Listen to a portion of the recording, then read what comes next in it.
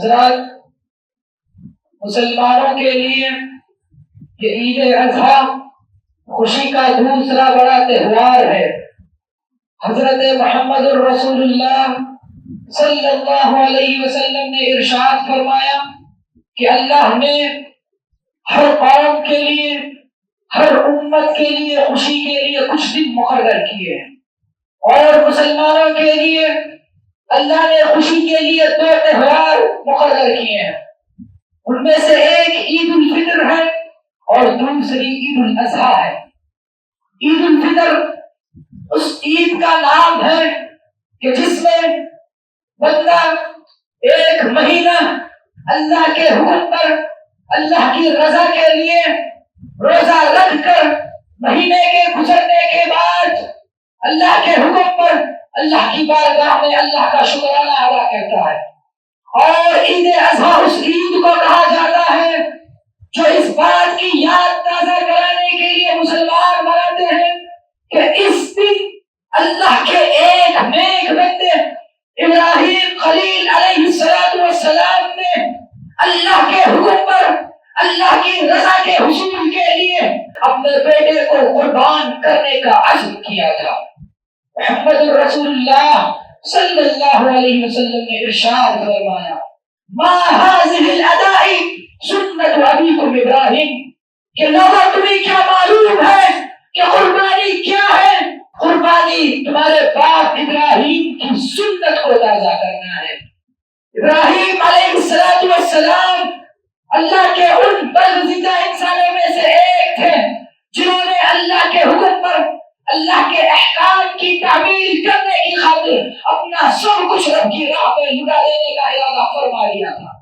خداوند عالم نے قرآن مجید کے اندر جس قدر پیار اور محبت سے ابراہیم خلیل کا تذکرہ کیا، کسی اور انسان کا کیا نہ کسی اور نبی اور پیغمبر کا کیا۔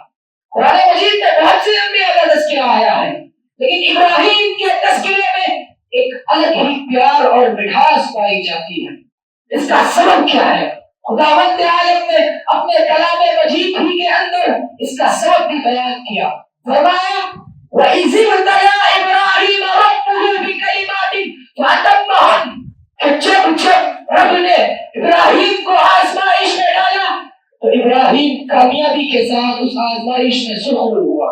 ابراہیم بہت جلیل قدر انسان تھا کہ وہ اتنی ہی ناتعداد آزمائشوں، بے شمار امتحانوں میں کامیابی کے ساتھ سرخرو ہوا۔ اس کے گھر کوئی اولاد نہ تھی، اس نے رب سے بیٹا مانگا۔ ابھی الفاظ زبان سے جدا نہیں ہوئے کہ رب نے بیٹے کی خوشخبری عطا کر دی۔ جب بیٹا عطا ہو گیا تو رب نے چاہا کہ آزمائش میں ڈالے کہ میں دیکھوں کہ میرا ابراہیم بڑھاپے میں بچے کو پا کر مجھ سے غافل تو نہیں ہو گیا ہے۔ رب نے کہا کہ ابراہیم، جس بچے نے تیرے گھر کو رونق بخشی ہے اس بچے کو لے جا اور اپنے ہاتھ سے اٹھا کر ویرانے میں وادی غیر ذی زرع میں چھوڑا، ایسی وادی کہ جہاں میلوں تک پانی نہ ہو، نہ کوئی سایہ دار درخت، اور پھر وادی غیر ذی زرع ایسے صحرا کے حوالے کر دے۔ ابراہیم نے اپنے رب کا حکم سنا، سر کو انحراف نہ کیا۔ اللہ، بیٹا دیا بھی تو نے اور مانگا بھی تو نے، میں تیری بارگاہ میں قربان کرنے کے لیے حاضر ہوں۔ بیٹے کو اٹھایا، حاجرہ کو ساتھ لیا اور اس میدان کی تلاش میں نکل کھڑے ہوئے جہاں میلے دور تک پانی نہ ہو، نہ کوئی سایہ دار درخت، اور پھر وادی غیر ذی زرع بیت اللہ الحرام کے پڑوس میں پہنچے جہاں 40 میل دور دور تک پانی نہ تھا، نہ کوئی سایہ دار درخت۔ سمجھا کہ یہی وہ بستی ہے جس بستی نے بغیر پاتھروں کے بستی، بغیر پانی کے بستی، بغیر سبزے کے، نہ کوئی سایہ دار درخت کے بستی، جس بستی میں مجھے رب نے میرے بیٹے کا چھوڑنے کا حکم دیا۔ اپنے بیٹے کو اٹھایا اور حاجرہ کی گود میں رکھا، خود اونٹنی میں سوار ہوئے اور چل نکلے۔ حاجرہ پریشان کہ ماجرا کیا ہوا، مجھے تو کچھ بھی خبر نہیں۔ آواز دی یا ابراہیم، خود حاجرہ کا پوتا خاتم النبیین محمد الرسول اللہ صلی اللہ علیہ وسلم ارشاد فرماتے ہیں، جو حجرہ کے بولتے ہیں، کہتے ہیں کہ میری دادی اماں نے آواز دی، اے ابراہیم، پلٹ کے دیکھنا بھی گوارا نہ کیا، پھر آواز دی، پھر جواب نہ ملا، پھر آواز دی، پھر حاجرہ کی آنکھوں میں آنسو آ گئے، کہا کہ اے ابراہیم، اگر مجھ سے کوئی غلطی ہو گئی ہے تو اس کی سزا میرے ننھے اسماعیل کو کیوں دیتے ہو، مجھ کو بتلاؤ۔ پھر بھی ابراہیم نے پلٹ کے دیکھنا گوارا نہ کیا۔ حاجرہ کے دل میں ایک خیال آیا اور اس خیال نے الفاظ کا روپ دھارا، کہا اللہ امرک بہذا، فرمانے لگی اور بھاگ کر دوڑ کر اپنے بیٹے کو تپتی ریت میں لٹا کر ابراہیم کی رکاب کو تھام کر کہا کہ اے ابراہیم، جواب میرا نہیں چاہتے نہ دو، لیکن مجھ کو اتنا بتلا دو کہ اپنی مرضی سے چھوڑ دیے جا رہے ہو کہ عرش والے کی حکم پر چھوڑ دیے جا رہے ہو۔ ابراہیم کی آنکھوں میں آنسو آ گئے، حاجرہ کی طرف دیکھا اور کہا کہ حاجرہ، اپنے لخت جگر کو کون صحرا کے حوالے کر کے جاتا ہے؟ اللہ امرنی بہذا، حاجرہ، اللہ نے مجھے یہ حکم دیا ہے، رب کے حکم پر چھوڑ کے جا رہا ہوں۔ حاجرہ، اماں حاجرہ کا بھی امتحان ہو گیا۔ خلیل کے بعد اماں حاجرہ جواب دیتی ہے، ہائے ہائے، کیا بیوی تھی، کیا ماں تھی، کیا خاتون تھی۔ جواب دیا کہ اے ابراہیم، پھر آنسوؤں کے ٹپکانے کی کوئی ضرورت نہیں ہے، جس رب نے بڑھاپے میں اولاد دی وہ رب اس ویرانے میں بھی میرے ننھے اسماعیل کی حفاظت کے لیے کافی ہے، تم سے کوئی شکوہ نہیں ہے۔ ابراہیم چل نکلے، حاجرہ واپس آئے، دیکھا کہ ویرانہ ہے، بچہ پیاس سے پلک رہا ہے، پیاس سے تڑپ رہا ہے، دودھ خشک ہو گیا، کبھی پانی نظر نہیں آتا۔ ماں نے بیٹے کو تڑپتے ہوئے دیکھا اور دوڑ نکلی پہاڑ کی طرف، صفا کی پہاڑی پر دوڑ کر چڑھی کہ کہیں کوئی پانی نظر آ جائے۔ پھر پانی نہیں ملا، پھر دوڑ کر واپس آئی اسماعیل کے پاس کہ کہیں سے کوئی پرندہ ہی اٹھانا لے جائے، کیونکہ ویرانہ ہے، صحرا ہے، پرندے ہوتے ہیں۔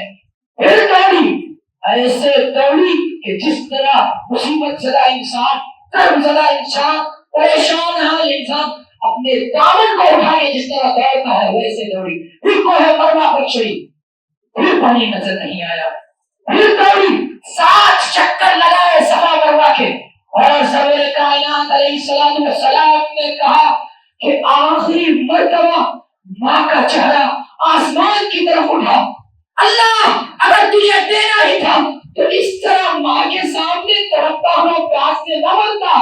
کوئی ماں تو برداشت نہیں کرتی کہ اس کا بچہ اس کے سامنے پیاس سے تڑپتا ہوا مر جائے۔ اللہ تو نے بچپن میں اس پر بہت سے آزمائی ڈالے ہیں، اللہ ہم تیرے امتحان سے راضی ہیں، لیکن اللہ میں اپنے معصوم کو تڑپتا ہوا دیکھ نہیں سکتی، اللہ ہم تیرے امتحان سے راضی، اللہ میں کہاں سے اس کے لیے پانی لاؤں۔ خاتم النبیین نے کہا، ماں کی چیخ عرش معلیٰ کی طرف پہنچی، آسمان کو چیرتی ہوئی پہنچی۔ خاتم النبیین نے کہا کہ جبریل امین کو حکم ہوا کہ جاؤ ننھے اسماعیل کی ایڑیوں سے اس چشمے کو بہا دو جو چشمہ کی قیامت تک جاری رہے۔ حاجرہ واپس پلٹی، دیکھا کہ ننھے اسماعیل کی ایڑیوں کی رگت سے زمین میں شگاف ہو گیا ہے، وہ شگاف کہ آج تک اس سائنس اور ٹیکنالوجی کے عروج کے دور میں بھی آج تک وہاں کوئی شگاف پیدا نہیں کیا جا سکا۔ آج تک اس کنویں کے علاوہ پوری بستی مکہ میں اس کنویں کے علاوہ مشکلوں کے ساتھ بھی کوئی کنواں ایک قطرہ پانی کا کھودا نہیں جا سکا، نہیں نکالا جا سکا، جسے ننھے اسماعیل کی ایڑیوں نے نکالا۔ ماں حاجرہ خاتم النبیین کہتے ہیں کہ میری ماں دوڑی اور پانی کو روکنے کے لیے ریت سے پانی کے گرد ڈھیر لگانے لگی تاکہ پانی کا بند بنایا جا سکے، بند بنانے لگی اور بے اختیار زبان سے کہنے لگی زم زم زم زم کہ پانی رک جا، اور خاتم النبیین نے کہا کہ اگر میری ماں پانی کو روکنے کا حکم نہ دیتی تو سارا عرب سیراب ہو جاتا، پھر بھی پانی ختم نہ ہوتا۔ سرور کائنات محمد رسول اللہ صلی اللہ علیہ وسلم نے اس پانی کے بارے میں فرمایا کہ جو شخص اس چشمے کا پانی پی کر رب سے رزق کی دعا مانگے رب رزق عطا کر دیتا ہے، علم کی دعا مانگے رب علم عطا کر دیتا ہے، بیماری سے شفا کی دعا مانگے رب شفا عطا کر دیتا ہے۔ پانی ابل پڑا اور لوگ آنے لگے، لوگ سیراب ہوئے، اور پھر وہ وادی غیر ذی زرع آباد ہونے لگی، اچھا پرورش پانے لگا، کھیلنے لگا، کودنے لگا، دوڑنے لگا۔ پھر آسمان سے ایک اور حکم آتا ہے، کیا حکم آتا ہے کہ اے ابراہیم، جس بچے کو آپ کا ریگزار ختم نہ کر سکا، جاؤ اس کو اپنے ہاتھ سے جا کر ختم کر دو۔ ابراہیم آئے ہیں، کیا امتحان ڈالا رب نے، اللہ کا حکم، اللہ ملنے کا موقع بھی دیا اور ساتھ میں حکم بھی عطا کر دیا کہ جاؤ اپنی آنکھوں کو اپنے بیٹے کے نور سے ٹھنڈا بھی کرو اور ذبح بھی کرو۔ لیکن وہ بھی ابراہیم تھا، آئے دیکھا کہ اسماعیل بیت اللہ الحرام کے پڑوس میں کھیل رہا ہے، دیکھا کہ کتنا خوبصورت بچہ ہے، آج سے قبل کسی جشن میں کسی بات میں اتنا خوبصورت بچہ نہیں دیکھا۔ ابراہیم کا بیٹا، نبی کا بیٹا اور نبی، اور پھر خاتم النبیین کا باپ بننے والا ہے، اس کے حسن کا کیا عالم ہوگا، ذرا تصور کریں۔ ہائے ہائے کیا حسن نے سمجھا ہے، کیا عشق نے جانا ہے، ہم خاک نشینوں کی ٹھوکر میں زمانہ ہے۔ پھر بچے کو بلایا، کہا بیٹا میں تیرا بابا ہوں۔ بچے نے فرمایا کہ وہ تو نور نبوت سے ہی پتا چل گیا کہ تو خلیل اللہ ہے۔ پھر بچے کو بلایا، سینے سے لگایا، کہا بیٹے انی ارا فی المنام ان اذبحک فانظر ماذا ترى، کہ بیٹے یہ ملاقات بڑی مختصر ہے، بہت تھوڑی ہے۔ بابا کیوں، کیا بات ہے؟ کہا جس رب نے مجھے تجھ سے ملنے کا حکم دیا، اسی رب نے تجھے اپنے ہاتھ سے ذبح کرنے کا حکم دیا۔ قرآن نے ذکر کیا، عرش والی نے بیان کیا، قرآن نے ابراہیم اور اسماعیل کے مکالمے کو قرآن کا حصہ بنا دیا۔ ابراہیم کے منہ سے الفاظ نکلے کہ بیٹے مجھے ذبح کرنے کا حکم ہوا ہے، میں تیری رائے پوچھتا ہوں کہ تیرا مشورہ کیا ہے۔ اور اسماعیل بھی ابراہیم اور ہاجرہ کا بیٹا تھا، کہا بابا حکم رب کا اور مشورہ مجھ سے، افعل ما تؤمر، میں بھی تیرا اور ہاجرہ کا بیٹا ہوں، مجھ سے پوچھنے کی ضرورت نہیں، کر گزریے جس کا حکم ہوا ہے، میری پیشانی پر ایک شکن نہیں آئے گی۔ یہ قربان ہوتا ہے، یہ قربان۔ آسمان نے کبھی صبر و رضا کا ایسا منظر نہ دیکھا۔ باپ بیٹے کو لیے اور چلنے لگے، آگے آگے باپ ہاتھ میں چھری لیے ہوئے کاٹنے کے لیے، پیچھے بیٹا کٹنے کے لیے جا رہا ہے۔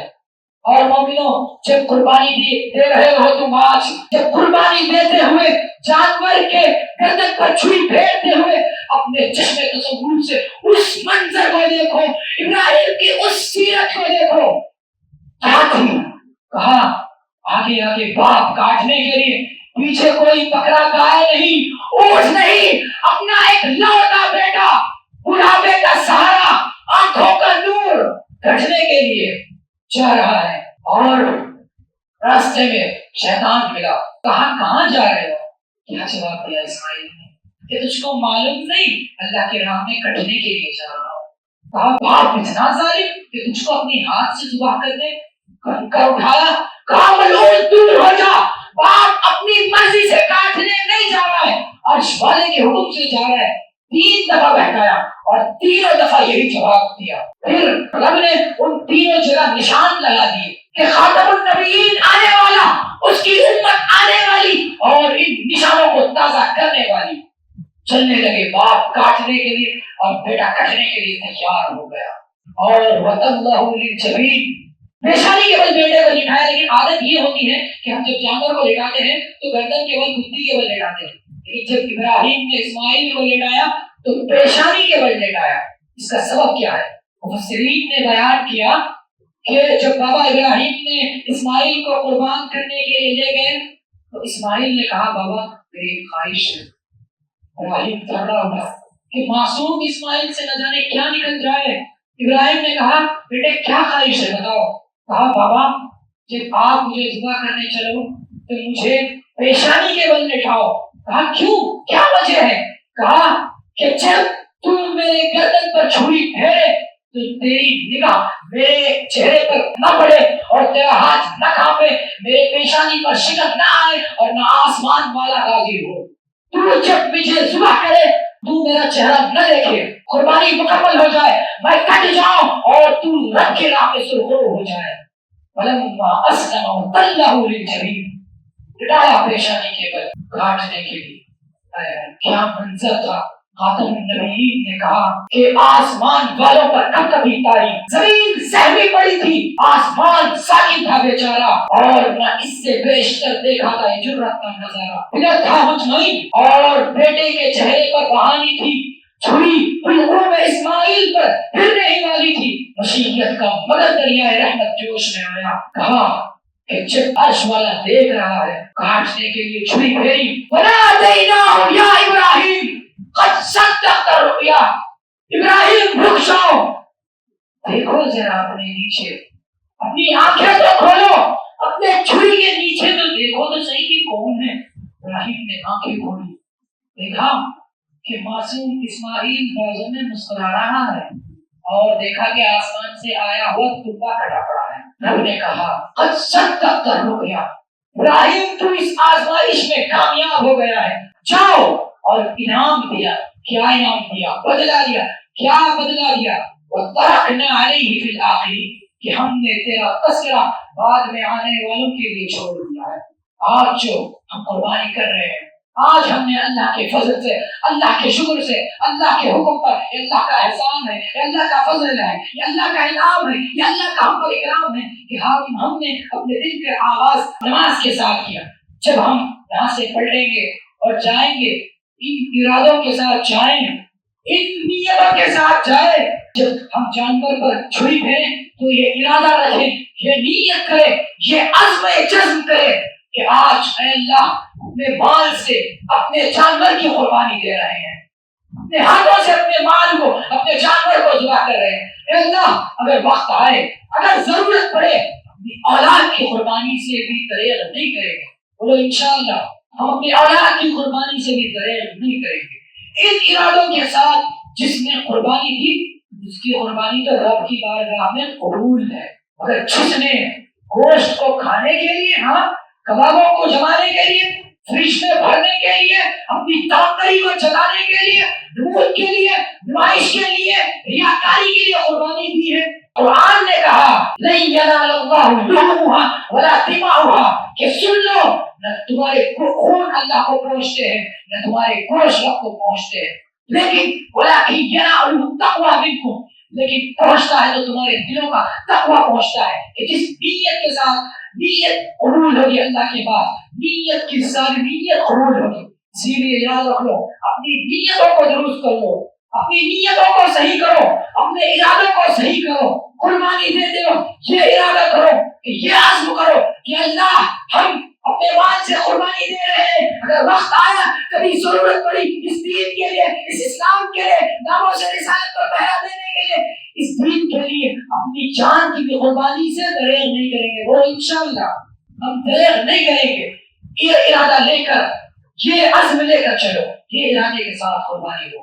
اور کعبے کے رب کی قسم ہے کہ آج جو انڈونیشیا سے لے کر مراکش تک، ہندوستان سے لے کر فلسطین تک، سیریا سے لے کر برما تک، کہ جو مسلمان پریشان ہے، ذلیل ہے، خوار ہے، دردمند ہے، بے بس ہے، مظلوم ہے، مجبور ہے، مقہور ہے، اس کی وجہ صرف یہی ہے کہ مسلمانوں کے اندر وہ قربانی دینے کا جذبہ نہیں رہا۔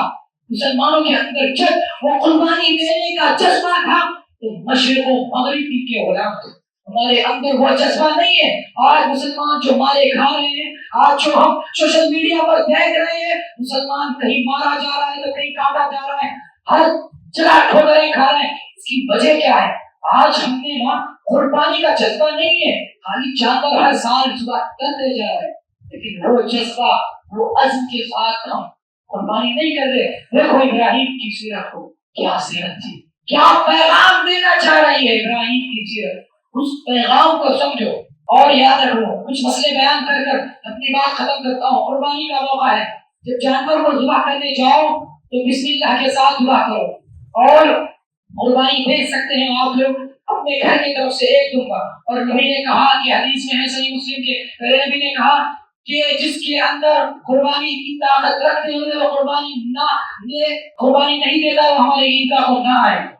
اچھی بات نہیں ہے طاقت رکھتے ہوئے قربانی. اور قربانی کا افضل وقت ہے 4 دن آپ قربانی دے سکتے ہیں. آج کا دن آج کے علاوہ 3 دن اور ہے آپ قربانی دے سکتے ہیں, لیکن افضل وقت آج کا دن ہے.